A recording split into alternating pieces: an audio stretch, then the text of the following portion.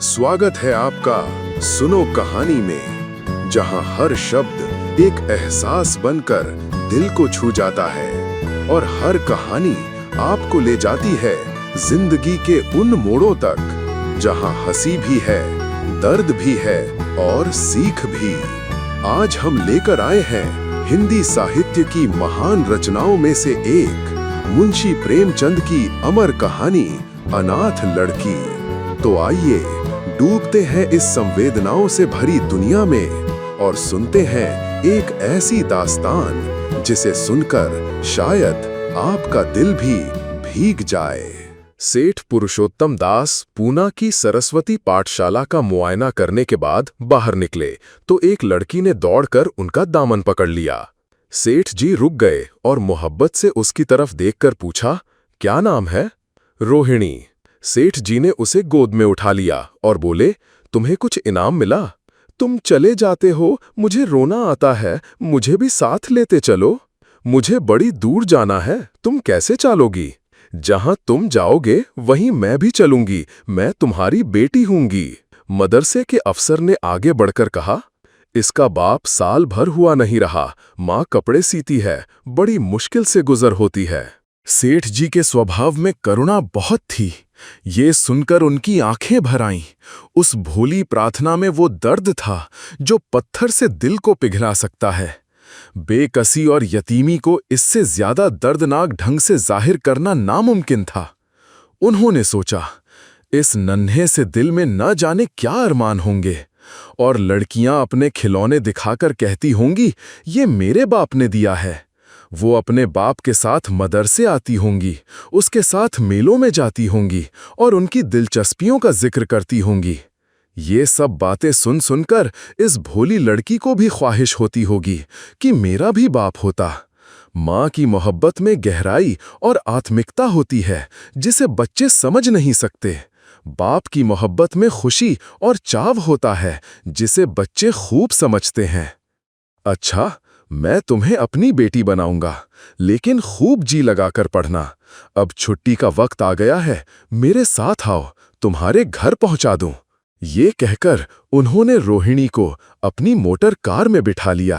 रोहिणी ने बड़े इत्मीनान और गर्व से अपनी सहेलियों की तरफ देखा।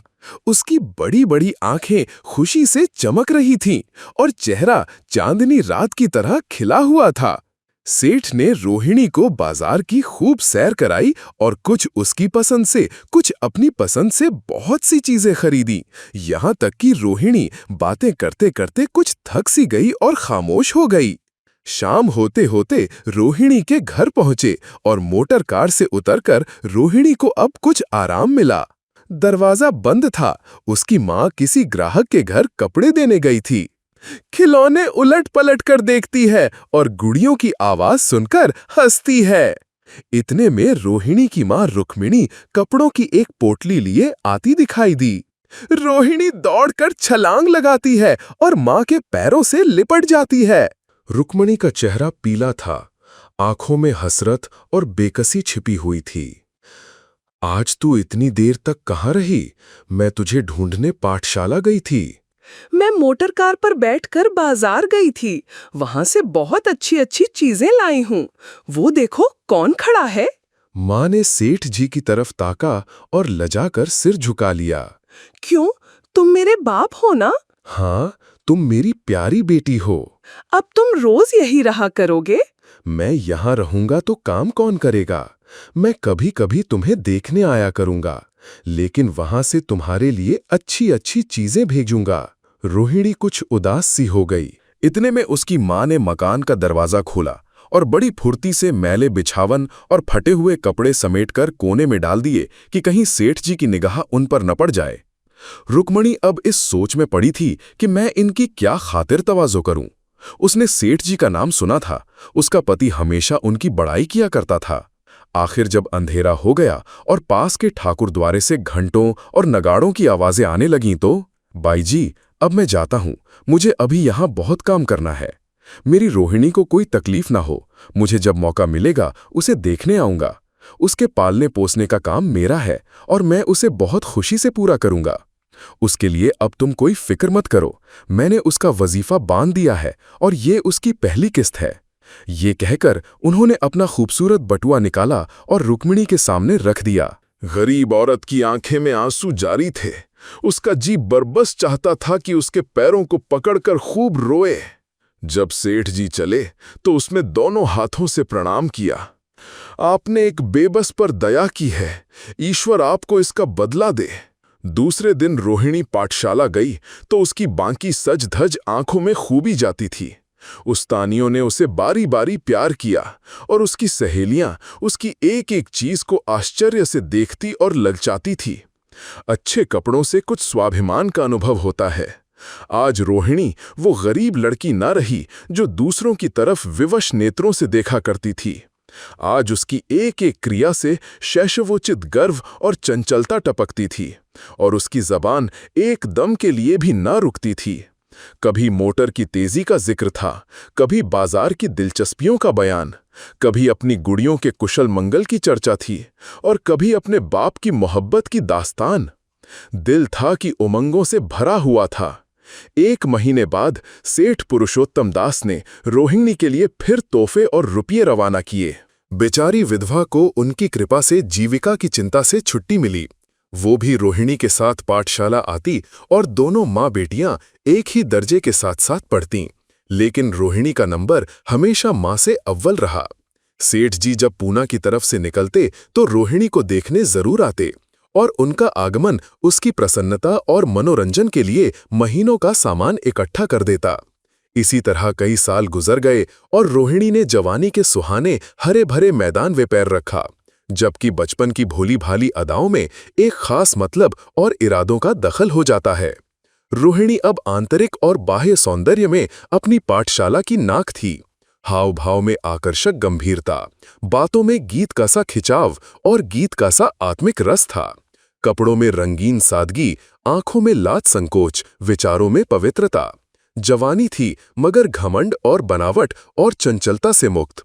उसमें एक एकाग्रता थी, ऊंचे इरादों से पैदा होती है। स्त्रियोचित उत्कर्ष की मंजिलें वो धीरे धीरे तय करती चली जाती थीं। सेठ जी के बड़े बेटे नरोत्तम दास कई साल तक अमेरिका और जर्मनी की यूनिवर्सिटियों की खाक छानने के बाद इंजीनियरिंग विभाग में कमाल हासिल करके वापस आए थे। अमेरिका के सबसे प्रतिष्ठित कॉलेज में उन्होंने सम्मान का पद प्राप्त किया था। अमेरिका के अखबार एक हिंदुस्तानी नौजवान की इस शानदार कामयाबी पर चकित थे। उन्हीं का स्वागत करने के लिए बंबई में एक बड़ा जलसा किया गया था। इस उत्सव में शरीक होने के लिए लोग दूर दूर से आए थे। सरस्वती पाठशाला को भी निमंत्रण मिला और रोहिणी को सेठानी जी ने विशेष रूप से आमंत्रित किया। रोहिणी गाड़ी से उतरते ही पैरों पर झुकती है तो सेठानी कौशल्या देवी उसे छाती से लगाकर कहती हैं, बेटी, तुम तो मेरी अपनी जैसी हो। वह उसे बार बार देखती थीं और आंखों से गर्व और प्रेम टपक पड़ता था। इस जलसे के लिए ठीक समुंदर के किनारे एक हरे भरे सुहाने मैदान में एक लंबा चौड़ा शामियाना लगाया गया था।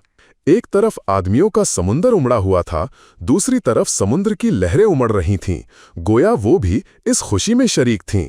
जब उपस्थित लोगों ने रोहिणी बाई के आने की खबर सुनी तो हजारों आदमी उसे देखने के लिए खड़े हो गए। यही तो वो लड़की है जिसने अब की शास्त्री की परीक्षा पास की है। अब भी इस देश की स्त्रियों में ऐसे रतन मौजूद हैं। शहर की कई प्रतिष्ठित महिलाओं ने आकर रोहिणी को गले लगाया और आपस में उसके सौंदर्य और उसके कपड़ों की चर्चा होने लगी। आखिर मिस्टर पुरुषोत्तम दास तशरीफ लाए। दर्शन की उत्कंठा पागलपन की हद तक जा पहुंची थी। एक भगदड़ सी मच गई, कुर्सियों की कतारें गड़बड़ हो गईं। कोई कुर्सी पर खड़ा हुआ, कोई उसके हत्थों पर। कुछ मनचले लोगों ने शामियाने की रस्सियां पकड़ी और उन पर जा लटके। कई मिनट तक यही तूफान मचा रहा। रोहिणी अपनी मंडली के साथ गीत गाती है, देश प्रेम में डूबा हुआ गीत। सारे उपस्थित लोग बिल्कुल शांत थे और उस समय वो सुरीला राग, उसकी कोमलता और स्वच्छता, उसकी प्रभावशाली मधुरता, उसकी उत्साह भरी वाणी दिलों पर वो नशा सा पैदा कर रही थी। गीत बंद होने पर तारीफ की एक आवाज न आई, वहीं ताने कानों में अब तक गूंज रही थीं। गाने के बाद विभिन्न संस्थाओं की तरफ से अभिनंदन पेश हुए और तब नरोत्तम दास लोगों को धन्यवाद देने के लिए खड़े हुए। मैं आप सभी का धन्यवाद करता हूं, लेकिन उनके भाषण से लोगों को थोड़ी निराशा हुई। सार्वजनिक सभा के सामने खड़े होते ही शब्द और विचार दोनों ही उनसे बेवफाई कर जाते थे। उन्होंने बड़ी बड़ी मुश्किल से धन्यवाद के कुछ शब्द कहे और तब अपनी योग्यता की लज्जित स्वीकृति के साथ अपनी जगह पर आ बैठे। कितने ही लोग उनकी योग्यता पर ज्ञानियों की तरह सिर हिलाने लगे। अब जलसा खत्म होने का वक्त आया। वो रेशमी हार जो सरस्वती पाठशाला की ओर से भेजा गया था, मेज पर रखा हुआ था। उसे हीरो के गले में कौन डाले? प्रेसिडेंट ने महिलाओं की पंक्ति की ओर नजर दौड़ाई। चुनने वाली आंख रोहिणी पर पड़ी और ठहर गई। उसकी छाती धड़कने लगी, लेकिन आदेश का पालन जरूरी था। वह सर झुकाए हुए मेज के पास आई और कांपते हाथों से हार को उठा लिया। एक क्षण के लिए दोनों की आंखें मिलीं और रोहिणी ने नरोत्तम दास के गले में हार डाल दिया। दूसरे दिन सरस्वती पाठशाला के मेहमान विदा हुए, लेकिन कौशल्या देवी ने रोहिणी को न जाने दिया। अभी तुम्हें देखने से जी नहीं भरा, तुम्हें यहाँ 1 हफ्ता रहना होगा। आखिर मैं भी तो तुम्हारी माँ हूँ। एक माँ से इतना प्यार और दूसरी माँ से इतना अलगाव। रोहिणी कुछ जवाब न दे सकी। ये सारा हफ्ता कौशल्या देवी ने उसकी विदाई की तैयारियों में खर्च किया। 7वें दिन वो स्टेशन तक आईं। चलते वक्त उससे गले मिली और बहुत कोशिश करने पर भी आंसुओं को न रोक सकीं। नरोत्तम दास भी आए थे। उनका चेहरा उदास था। मुझे ये तो ख्याल ही न रहा, रोहिणी क्या यहाँ से पूना तक अकेली जाएगी? क्या हर्ज है, तुम ही चले जाओ, शाम की गाड़ी से लौट आना। नरोत्तम दास के चेहरे पर खुशी की लहर दौड़ गई। अच्छा, मैं ही चला जाऊंगा। अब वो इस फिक्र में थे कि देखें विदाई की बातचीत का मौका भी मिलता है या नहीं। अब वो खूब जी भरकर अपना दर्दे दिल सुनाएंगे और मुमकिन हुआ तो उस लाज संकोच को जो उदासीनता के पर्दे में छिपी हुई है, मिटा देंगे। रुक्मिणी को अब रोहिणी की शादी की फिक्र पैदा हुई। पड़ोस की औरतों में इसकी चर्चा होने लगी थी। लड़की इतनी सयानी हो गई है, अब क्या बुढ़ापे में ब्याह होगा? कई जगह से बात आई, उनमें कुछ बड़े प्रतिष्ठित घराने थे, लेकिन जब रुक्मिणी उन पैमानों को सेठ जी के पास भेजती तो वे यही जवाब देते, मैं खुद फिक्र में हूं। रुक्मिणी को उनकी ये टाल मटोल बुरी मालूम होती थी। रोहिणी को बंबई से लौटे महीना भर हो चुका था। एक दिन वो पाठशाला से लौटी तो अम्मा की चारपाई पर एक खत पड़ा मिला। बहन, जब से मैंने तुम्हारी लड़की को बंबई में देखा है, मैं उस पर रीछ गई हूं। अब उसके बगैर मुझे चैन नहीं है। क्या मेरा ऐसा भाग्य होगा कि वो मेरी बहू बन सके?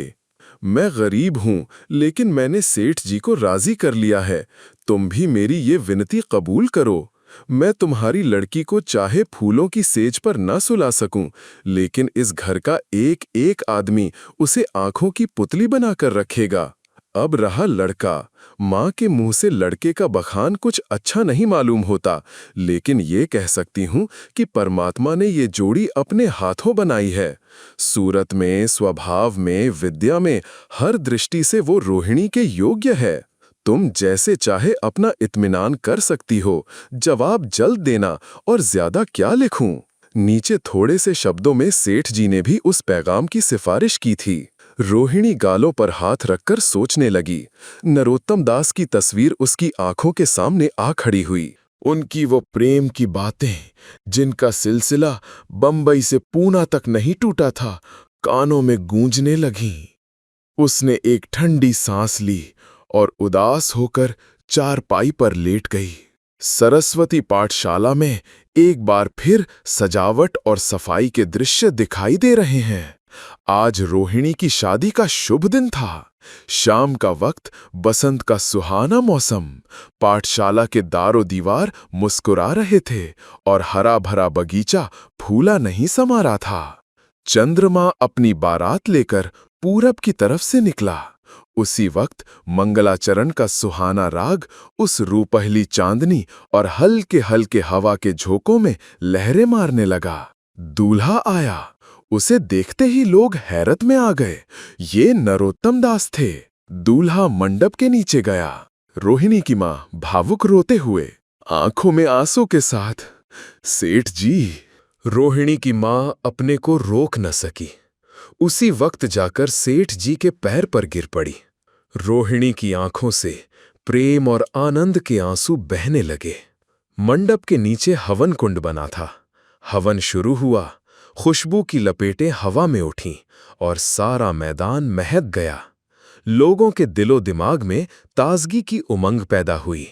फिर संस्कार की बारी आई।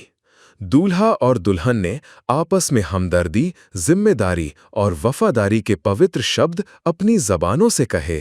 विवाह की वो मुबारक जंजीर गले में पड़ी, जिसमें वजन है, सख्ती है, पाबंदियां हैं, लेकिन वजन के साथ सुख और पाबंदियों के साथ विश्वास है।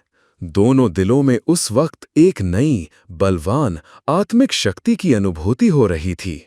जब शादी की रस्में खत्म हो गईं, तो नाच गाने की मजलिस का दौर आया। मोहक गीत गूंजने लगे। सेठ जी थक कर चूर हो गए थे।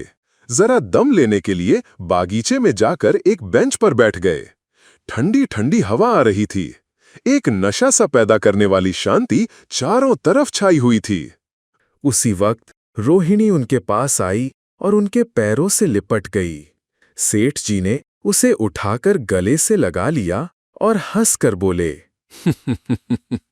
क्यों, अब तो तुम मेरी अपनी बेटी हो गईं। मुंशी प्रेमचंद की यह कहानी अनाथ लड़की सिर्फ रोहिणी की जीवन गाथा नहीं है, बल्कि समाज के उस सच को उजागर करती है जहां करुणा, दया और शिक्षा से इंसान की जिंदगी बदल सकती है। गरीबी और बेबसी से उठकर रोहिणी ने जो सम्मान पाया, वो हमें ये सिखाता है कि इंसानियत और संस्कार सबसे बड़ी दौलत है। यही है प्रेमचंद की अनाथ लड़की, एक ऐसी कथा जो दिल को छू जाती है और इंसान को सोचने पर मजबूर कर देती है। अगर आपको ये कहानी पसंद आई हो तो इसे लाइक जरूर करें। अपनी राय और पसंदीदा किरदार का नाम हमें कमेंट में लिखकर बताइए।